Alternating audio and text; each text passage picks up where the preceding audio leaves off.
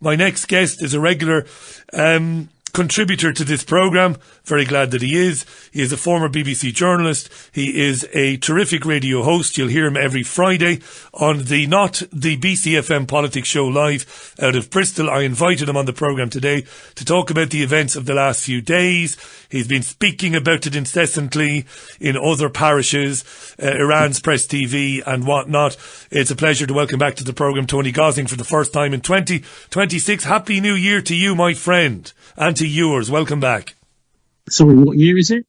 2026. What did I say earlier? Is it? 2025? Okay, it's good to know. 2026, yeah. Had a lovely New Year's party, actually, brilliant time, and welcomed in the new year in style, with just a good old traditional, loads of us in Bristol who were involved in, I suppose, mainly the pro-Palestine movement, supporting the Palestinians, trying to call out the Anglo-Zionist empire in all its forms. Mainly, we see it on the news with the dead bodies everywhere, whether it's in Venezuela or wherever, but also in the financial world, in building these massive student blocks in the city centre and getting around all the planning rules as they do. So it's a multifaceted octopus. Seems to be a bit of dispute at our New Year's do about whether it's based in Washington, London or Tel Aviv, but one of the three. Let's talk about Venezuela then. So look, my listeners don't need to be reminded of what I said at great lengths on the programme yesterday, which is, I think these things are often multi-pronged or multifaceted in terms of the payoff, in terms of the benefit and who benefits and what. I think there are multiple benefactors, I think. Obviously, the oil cartels for sure. But I tend to think that rare earth minerals might have something to do with this, Tony, because you and I share a feeling or a belief that a technocracy is upon us. And it's going to be incredibly horrifying and dystopian and imprisoning unless something is done to stop it. And for this to succeed, data centres and hardware, new and sexy hardware to run all of this stuff is going to need to be developed and built. And Venezuela, Colombia, and interestingly enough, Greenland happens to be very, very, very rich in these rare earth minerals. Does that ring a bell with you? Do you think it's playing a part?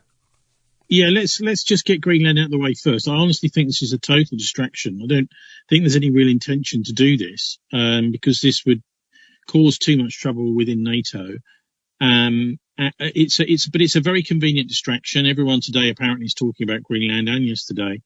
If you want someone on the ground in Nuuk, I think it's called the capital, Torstein Vidal, who I met, he's a Norwegian guy through the 9/11 Truth campaign. He did a brilliant article about Anders Breivik, the killer in Norway, explaining that he was both a Freemason and a Zionist at the same time. And so he was, a far-right Zionist, basically, and a Nazi. So there's lots of interesting aspects that Torstein brought up. But he's actually in the capital of Greenland. His analysis is a lot of it is hot air. But anyway, I look at it from just a mass media point of view. Last thing they want you to do is to look and examine the details of what's been going on in Venezuela. I don't think it's really... look, there is this thing called the US energy platform, which was given a major boost by the destruction of the Nord Stream 2 pipeline by the Americans and Jake Sullivan in the previous administration. But of course, there is a kind of uniparty continuity, deep state in the States, and Trump is just part of the same system. He's just got a different face. But that's what it's about. I think it's quite clear that over the last 10 years or so, Maduro in Venezuela has been doggedly, and even regimes before this, beautiful regimes, can I say, have been nationalising their oil assets. Yeah. And this is the thing that the Americans hate more than anything else. It was exactly the same in 1973 with Allende in Chile, is they don't like socialism. They don't like having countries having a mixed economy, and they don't like having governments with any real clout who own the infrastructure of their countries and are able to change the way that things are done within their own infrastructure by the way people vote. So actually really what the Yanks are doing by encouraging now sort of threateningly, the reprivatization of the oil companies, the American oil companies in Venezuela, is just selling their own country out. And you know what shocked me almost, well, I wasn't quite shocked. It's difficult to be shocked these days. But to hear on the BBC 6 o'clock bulletin tonight, twice, this meme about the Maduro Gestapo. Listen, the Americans are the modern Gestapo, the modern fascists. And so they're accusing Maduro, because he's been sticking up for his own people in keeping the control of the resources in Venezuela. So this is a total and utter perverse travesty the BBC are promulgating. Yeah, but hang on. Allow me to interject. What if he has, through his military, what if he has been interning and punishing and disappearing dissidents in that country? This is a really difficult area, because I agree largely with everything you said, and I didn't get into this yesterday. What do you do if you are a Chavez, or you are a Morales or Salvador Allende, and you are doing right by your people? You've nationalised the copper, the oil, and you're using this to bring neighbourhoods up, to put doctors into neighbourhoods, to give people real education, real life chances. And yet you have people within your country, born and bred in your country, and they don't like what you're doing. Their tendencies are, or their loyalties are, to globalism and corporations. What is justifiable? Because I'm not going to have it, even though I am a Bolivarian socialist myself, or at least I used to be, right? I'm not going to have it said to me that Maduro's government hasn't disappeared or killed dissidents. They must have done, Tony. Is it justifiable? So when did you throw your lot in with the Venezuelan far-right fascists? I have never thrown my lot in with anybody. Well, I mean, you said you used to be. Why would anyone not be a socialist? This is my question. What socialism really means? I don't know what I am there, Tony. Americans demonise it, right? But what it really means is a mixed economy. It means that a government owns and controls the infrastructure of the country, yes, whether that be energy, whether it be things like transport, all the natural monopolies, telecoms, these sorts of things. And, the things that we know are a farce. The idea that you're going to switch from, Virgin Media to Vodafone is an absurd. What you should do, and Corbyn was proposing this, is you have a national network which does all this properly, and there's none of this fake competition. So there's no reason why any country that actually wants to be a country shouldn't have a mixed economy. We had a mixed economy up till really the 1980s, when Thatcher dismantled it all, and it worked extremely well. You could get around cheaply, you could get a cheap place to live. Basic stuff like housing was, there were loads of, in fact, in the 70s, they built so much council housing in Britain that everyone was housed. I remember chatting to someone who was involved in that with the housing associations as well. So there's no reason to look. When we talk about a repression, exactly the same arguments have been used in Syria about Assad. But what's going on here? What I'd like to just way to illustrate this point is to look at last summer in Georgia. We had a load of riots, right, which were spurred on by the West and the EU, because Georgia is in a tug of war between the Russian sphere of influence in the Caucasus and the EU sphere and the US sphere of influence. And this was all over a very simple law they were bringing in over there to say that I think it was if it's more than 15% or 20% of your income as an organisation was coming from abroad, in other words, potentially US money or EU money to influence the civil society there, that you had to declare it. They weren't saying you couldn't take the money. All they were saying in Georgia was you've got to declare if your organisation, your NGO, etc., is funded by foreign powers, foreign organisations, the Soros Institute, this sort of thing. And this is the modus operandi of the West. And really the main battle lines here around the world, whether it's to do with Palestine or Ukraine or Venezuela, are to do with different systems to run things. The best person I've ever heard explain this beautifully in his book is the economist Michael Hudson. His book, I think, is called is it The Clash of Civilization? Anyway, it says it's finance. finance economy, industrial economy, or socialism. That's right. The future of civilization, I think. I can't get the title exactly right, but he explains it absolutely perfectly. That's the difference here. The reason the Americans don't like Syria or the Venezuelans is because they've decided that voting in their country is going to mean something. And you had exactly the same going on in Syria. Yeah, fair enough. Hang on. Let me in. You've had a good say. Hang on, this is important. Tony. Clamping down on people. But the thing is... Hang on, you've had a good say. Let me jump in. Let me jump in. Try and control the country. Let me jump in. I never get as much time when I'm on your program, and I was only on one time, by the way. Look, okay. I buy into a lot of what you just said there, but I've got to take you back because it's important that I do on a couple of points. You got a very rosy, kind of rose-tinted spectacle look at the pre-Thatcher years. Do I need to remind you? And remember, when I said I'm not a Bolivarian socialist anymore, I completely agree with the principles of it. I'm not anymore in the context of I am a journalist and I want to observe and I want to hear and I want to consider every outlook, every way of looking at things. That's where I'm coming from. Let's go back to the 1970s, because I believe that the state and the people should control everything you outlined earlier on. But look at the 70s and look what went on from 1973 to 1974, where you have where you had at the time national control of utilities and of the railways. And then because of that, mine workers, miners and other industrial workers can say, we're not happy with the way things are going, so we're going to bring the entire country to its knees. So the opponents of socialism and nationalisation, they say this is an inevitability. If you get rid of competition completely and you put all of that control into the hands of the state, which ultimately means the government of the time or of the day, this is what's going to happen, and it'll bring the country to its knees. That's what you will be. That's what will be put up to you all the time when you talk about nationalisation. And people will say it didn't run as well as you remember. You could have a train when you wanted one. You could jump on a bus. People remember not being able to get a train. People will remember the services not being anywhere near as good or as plentiful as they are today. I just don't agree. Right. The train service was something you didn't even think about. It was so cheap. The trains were so regular, every 20 minutes up to London. We used to go from southeast London. You didn't even hardly think about a train fare.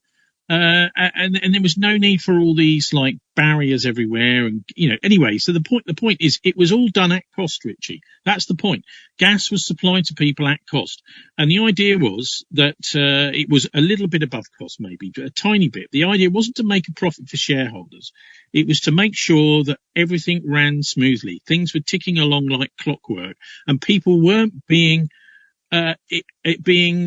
subsumed into some racket, which is what happens now. Every time you get on a bus in Bristol, you're paying. There's a massive company in the States that owns First Group, which runs all the buses in the city, and they are massively in debt. And so the reason you're paying 3 or 4 times what you should be on a bus in Bristol is because you're servicing the debt of some company in the States, a hedge fund of some kind. And it's not actually a hedge fund. It's a big company which is massively, it's always rescheduling its debts like Thames Water. And there's another example is, they're saying now we're going to reschedule the debt of Thames Water. Oh dear, sorry, bills are going to be going up 30-40% this year. So, there is a racket. And if you want to, resist that racket, then you're going to get in trouble with the financial. I think it's Wall Street basically that's behind all this, because I was reading earlier on, there's a whole load of contracts up at the moment to do with refineries in the States, and they're saying, well, actually, we're a bit nervous that there may be war in the Middle East, that we may attack Iran again. That will destabilize the world's oil price. So we really do need access to more oil. And it's what it's all about, it seems to me. It's all about energy prices and keeping those energy prices high for the Europeans and low for the Americans, so that Trump can say, oh, look, all the industry is coming back to America again. That isn't true either, is it? Tony Gosling is our guest, 28 and a half minutes to the top of the hour. We've been talking about the events in Korea. I mean, did you not find that like you said, it takes a lot to shock you. But what an extraordinary thing to happen on Saturday. The speed of it, you know, it moved so quickly, so fluidly before we knew it. There was photographs of the man with ear defenders on and glasses on. Next thing, he's being transferred to a notorious jail in New York, and before we know it, he's being arraigned along with his wife in a courtroom in Lower Manhattan. There can't really be any legal basis for this whatsoever. I've heard various legal scholars on the right wing and the liberal media here in the UK. They're all unanimous, basically, insofar as that this is completely illegitimate. The United States. It's the Wild West. Yes. It's the Wild West. Yes. Isn't it? Yeah. This is his image. He's like a kind of Schwarzenegger character. You know, that there, of course, there's no legal basis for any of this. But my interest here is what's going on in the mind of Putin. What is going on in the middle of his brain? What's he thinking about? What's he looking at? Because he has satellites. The Chinese have satellites. They can watch this American Caribbean carrier strike group all the time, and they will be. Of course they are. You know, that's what they're there for. And when they're preparing the decks of an aircraft carrier for a raid like this, it's all very obvious to see. It may simply be, because it's just my military mind here looking at this as a sort of UN military analyst kind of spod, armchair general, if you want. But what you'll see from the satellites is you'll see them getting ready for a raid, a big one. Now, it would have seemed to me that somebody somewhere in the Russian Foreign Ministry or Defense Ministry or in China, and probably both, is saying, well, this is going to be a big raid. What's going on here? It doesn't look like this is just to take out a fishing boat. So the question I would have is, why did they not tell Caracas? They would know these things. The Russian intelligence, the Chinese intelligence are not stupid. They have the ability to see all these things, and I'd be very, very surprised if they were just like asleep on the job. So why didn't they tell Maduro? And it might simply be that they're playing a long game here. They don't want the Americans to know how much they know. And also that they're thinking, well, if they take Maduro, that's not the end. And we will make sure that we carry on with our sphere of influence. And that seems to me what most of this is about. It's just about trying to intimidate the leadership in Venezuela not to start doing deals with the Chinese and the Russians over their oil. So Delcy Rodriguez, then, the interim president of Venezuela, is a Chavista, is a Bolivarian. What does that mean, if anything? Because your various reports reporting seems to be very contradictory. On the one hand, we're led to believe that she's being subservient, that she's going to toe the Washington DC line. On the other hand, we're led to believe that the current Venezuelan administration will do anything but towing the Washington line. We hear about motorcycle gangs in Caracas trying to round up Trump supporters, militias there. What's likely to happen in the short term? There was an article in the Telegraph today, Tony. Forgive me for not remembering the journalist, but it basically said, the article, that Trump doesn't have any plan whatsoever. And this is coming from sources close to Trump, that there is no, it's basically day by day with Trump and with his cabinet. Outside of that, there's no real strategy for what to do with Venezuela, meaning that it's probably horse manure, this claim by Trump that we're going to run Venezuela. What do you think is likely to happen?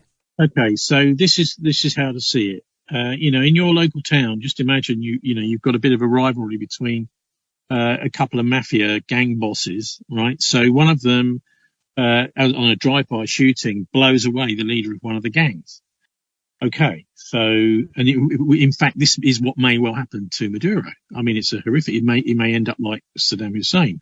Very important, I think, to understand the way they've also kidnapped his wife. Because if she was left in Venezuela, would be a very powerful figure, a very powerful speaker against Trump, and a rallying point, really. But that's basically what's happened here. The idea is, what are you going to do about it? Now this is Trump's art of the deal, isn't it? Now we can start negotiating again. And if you want to negotiate from our American oil companies to come and retake parts of Venezuela, I don't know if they've got refineries there. They may well not have. But so we're coming back in. Is that okay? And if they say no again, so something else will happen. I would imagine the military have got a pretty simple plan prepared, which would be the various important points around Venezuela: pipelines, refineries, petrol, oil storage place, whatever.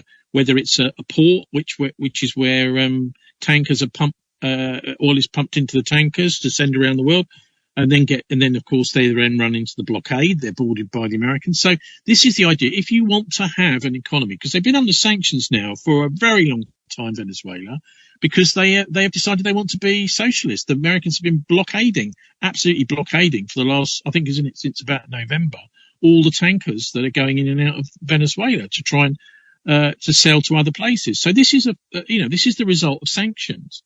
I honestly Tony, think it is just like someone has just blown away the leader, and they're now saying, right, come on, back to the table.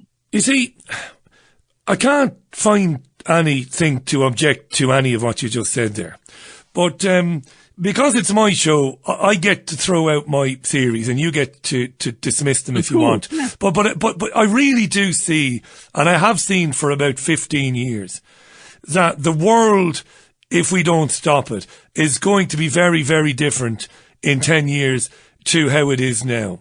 I believe if we don't stop it, we really will have a surveillance system everywhere on Earth that is like nothing we could have ever previously imagined. I really do. Forget about digital ID. It'll be like that on steroids, right? I believe that our movements will be greatly controlled. I believe they will use the threat of climate collapse to interfere with pretty much everything we do. And this will be digital and largely run by the private sector. I believe this is going to happen. I believe all roads lead to that. And this is why I came in earlier with the rare earth minerals. Because to run this, and I'm going to read a comment from Elizabeth. She's in Spain, in a secret bunker in Spain. And she's very good.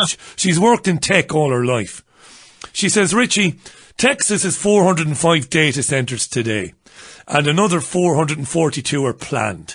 When completed, there will be one data center per 35,000 people. By 2030, amazingly, they always bring up 2030, they are projected to use more electricity than all households combined. So the oil might have something to do with that. But to Elizabeth's point, I believe that those data centers are not being built so that it can be easier and faster for you and me to go on the internet. No, I don't believe it for a minute. Those data centers are being built to build the digital prison that I have been hearing about for 15 years from some of the greatest researchers in the world.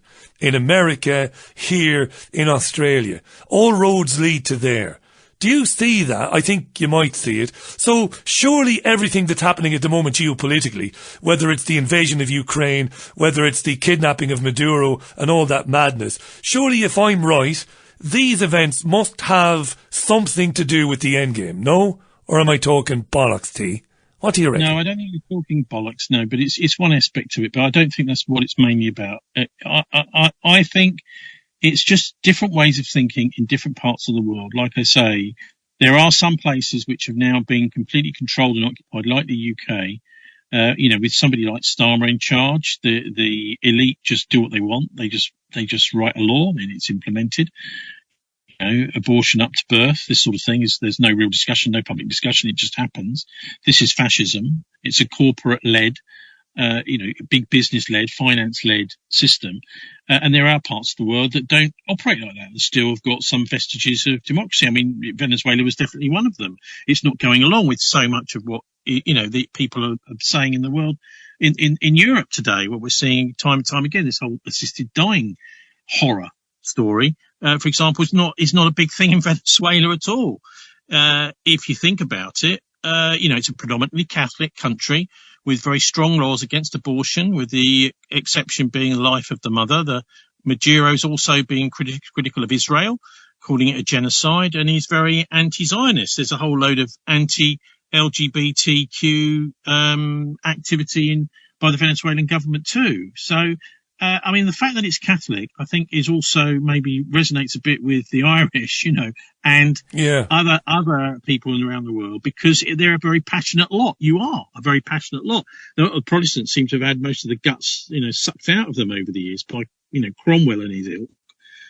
But that's I think the difference. It's that some people that have a genuine social sense of public spiritedness, that understand we've got to have a society that works for everybody and cares for the poor, doesn't talk about being able to sterilize the handicapped, this sort of thing, that understands that the society is for everybody and that the super rich have got to go. We're not having it. They need to be taxed into oblivion.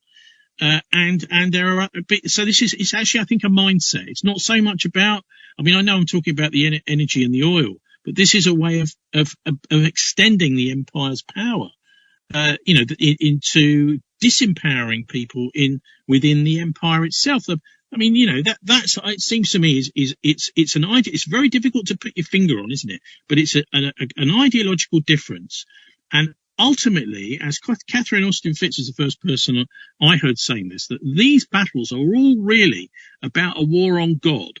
And the idea of morality, traditional morality, is almost out of the picture. It's a dimension which is never discussed in the mainstream press. It's always got to be about resources, about this and that. But actually, it's about whether you've got a society, whether you've got a government that actually works for the people and has got some kind of humanity and soul to it. They're trying to basically, I think, in the whole of the Anglo-Zionist empire, they're sucking the soul out of their own societies. And they can't bear it when they see poor people, as they were in Venezuela, getting a slice of the cake.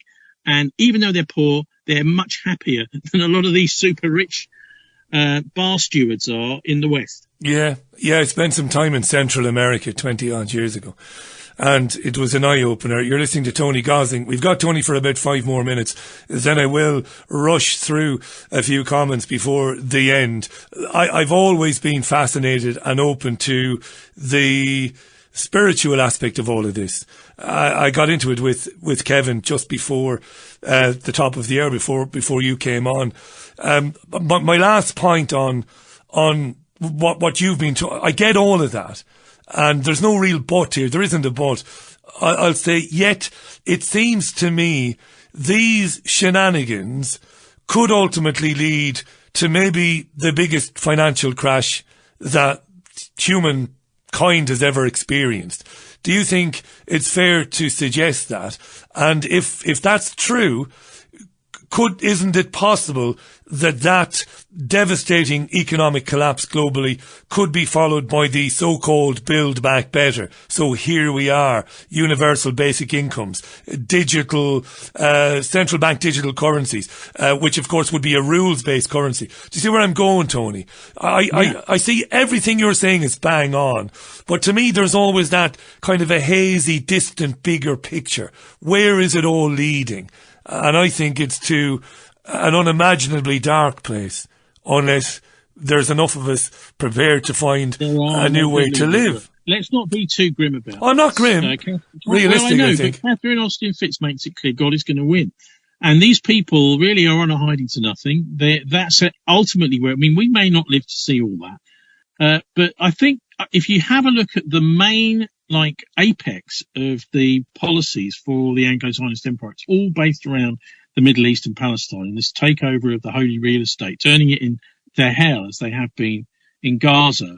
And it frustrates me that people don't talk about they still talk about the Israeli far-right bloc now running that country, Netanyahu and his maniac, as a Jewish state, really? Is this what Judaism is about? Is it really about this in the Old Testament? Yes, that's true. There is quite a lot of fighting because they're on the back foot. But now they're the most powerful people in that part of the world, and they've got massive backing from the US and a whole mass media machine, etc. So the question has got to be, what is Netanyahu on? What is he up to? What is he doing? He and his mates, Smotrich and Ben-Gvir, right? They are basically the modern lords of chaos. And this whole conflict that's going on around the world at the moment, and the build up to World War III, I would suggest, is really about law versus chaos. And we saw it yesterday. If anyone's not seen it, watch the United Nations Security Council special meeting yesterday about Venezuela. It was just, I mean, humorous in some ways, but the Cubans came in again at the end, and they said, and they refuted every single lie that the United States had been saying about Cuba in its presentation, and did a really good job of it. You could tell the guy had fire in his belly, you know, as he's saying, what about this? He said this. This is the case. And they also had Jeffrey Sachs on live into the UN Security Council meeting, which was he did a brilliant presentation. There was one.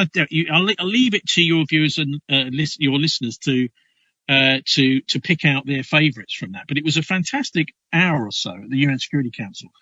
And the Venezuelan presentation obviously was brilliant. But the point is, what are they? What is the Netanyahu plan here?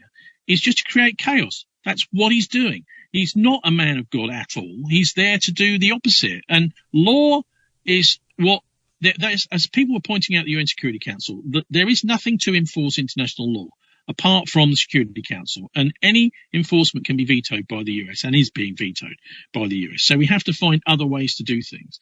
People were suggesting, for example, you have to just disconnect from the US financial system by whatever, and that's of course the UK and the Western financial system, and that's what the BRICS countries have been doing. So that's a potential, part solution. But ultimately, they are going to start a war with the Iranians, and this, as I mentioned before, may be partly this is a preparation for the US launching this war on Iran for the Israelis. But then what you're going to get is basically a kind of Armageddon situation with a nuclear-armed doomsday cult called Israel.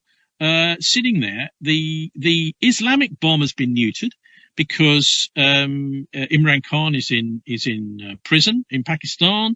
They've got a robotic government now doing everything the US wants in Pakistan, and so you're going to get a peacemaker coming on the scene, a kind of antichrist figure who may even be a Zionist, manufactured messiah, and that I think is what this is really all about. The idea is to create such chaos over there that they try to, they will try and bring in a kind of man-made New Age religion to say, these monotheistic faiths, they cause so much trouble. That seems to be the basic, Albert Pike-inspired game they're playing, Richie.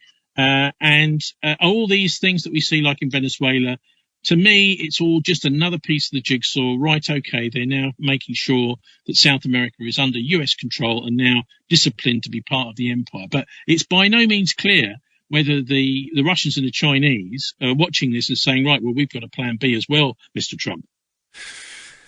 Yeah, and the conflict on that scale, as suggested by you there, would cause the greatest economic shock in the history of the world, wouldn't it? Undoubtedly. Definitely. And out of that would have to be a new economic system, which would be largely digital and then controlled. Jobs would be gone pretty much everywhere. I know a lot of people who work in financial services. Obviously, it's a big deal in the UK and in London in particular. And they talk to me all the time and they tell me they do not expect to be employed by 2030 and beyond because, chatbots can basically do pretty much everything that they do at the moment. I'd like to get into that in a future program. I'm going to cut it here because I've got 5 minutes to read comments, but I want to leave you with a comment from Karen. Keep this in mind because we might get into this in a future program. I think it's very important now. In light of everything that's going on, we do need to get into other aspects of this that are maybe metaphysical. I think we really do. And I'm very interested in it. Here's Karen. I'll leave you with this. Tony says God is going to win. Some people think God is the problem. Is God the demiurge? Some would say he is, from Karen. I think we should leave that, park it, and get into that on a future program. What do you reckon? Well, look, we are definitely, the more we are reliant on the financial system, listen, our ancestors were reliant on the earth, on land, and on the soil for their income and their living, and that slowly changed as the Industrial Revolution. And we're now so dependent on money that they've got us by the short and curlies. To me, the most important way of dealing with this on a sort of sanity psychological level is to disconnect. Whatever you can do to disconnect from the financial system, do it. However you want to do it, whether it means moving, whether it means going off grid, whatever it is, don't be dependent on that financial system because it's a killer. We'll talk again real soon, but if you cannot wait to hear more Tony Gosling, and that's how you should be. That should be your natural state, waiting for Tony Gosling. He'll be on air on Friday at 5 p.m. thisweek.org.uk, bilderberg.org. I'm going to take 3 minutes to read some comments as quick as I can, and then I'm out of here. Tony, my app is almost as good as yours, not quite. Have you an app? We've got a nice new app out. Yeah, you have an app. I do, and I can even put special messages on there if we've got a 10-minute delay because we can't get the thing plugged in or whatever. Well, look, and it's got all the long versions of the because I play short clips from, but the long versions are all on the app, and you can download and play them on your phone. Well, it sounds like a better app than mine. Mine is basic. It is. Mine is basic. All you can do on mine is listen live and send a message. But listen, I will find the link to the app and I will put it on the podcast notes. Folks, wherever you get your apps, look for Tony Gosling BCFM, not the BCFM, and download his app. You won't find it on Google Play. You won't find it on Google Play. They won't have it because the developer, they said that Google Play publishes his phone number and address.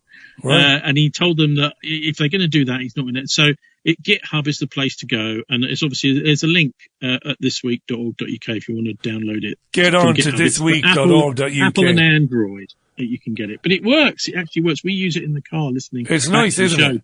It's handy to have the app, yeah. The cock-ups. Tell you, moving up in the world, eh? Moving up in the world. Radio Awards, we got to do something to top the Tony Gosling show. We have you on there, by the way.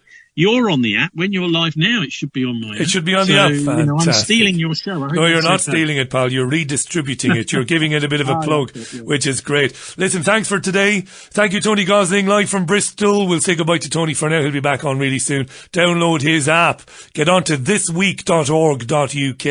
Download his app. That show every Friday is outstanding. And there's very little I promote.